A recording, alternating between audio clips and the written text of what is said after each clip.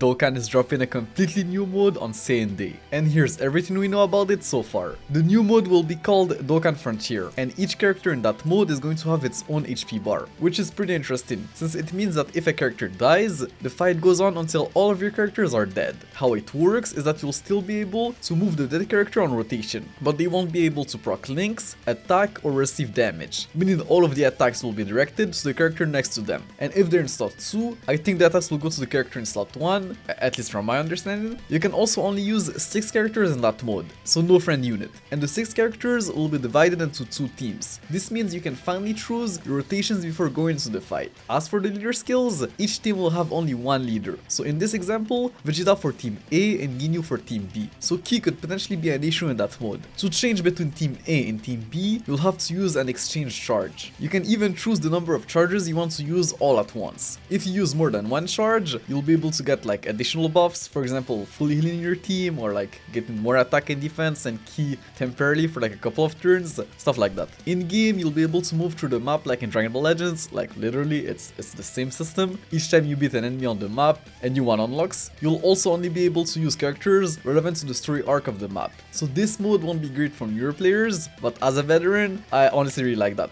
because it rewards players who had been playing the game for a while, and also gives value to old units I would have never used otherwise. Like the Namek Saga category, for example, is essentially dead right now, but that new mode will give those old Namek characters a second life, because in some stages, you will be forced to use specific characters. Those specific characters will also be massively buffed in certain fights. For example, the Namek Saga Vegeta will get a massive 800% attack in the fights against Pui Pui. Like that's a lot. There will even be voice scenes in game to really let you fully experience the Dragon Ball story and Dokkan. Also, the longer you stay with the same team, the stronger the enemy will get. So they want you to keep switching between both teams. Those enemies can get pretty crazy. Like for example, if you stay with the same team for 4 turns, bosses will start doing crazy stuff like disabling dodge and launching AoE attacks. Also, each time one of your characters dies, the enemy will also get stronger. So not only do you have to keep swapping between both teams, you also have to make sure none of your characters die. Also, this is pretty huge, but in this mode, the Dokkan mode will now work as an active skill, and you will be able to pick which character you want to use the Dokkan mode with.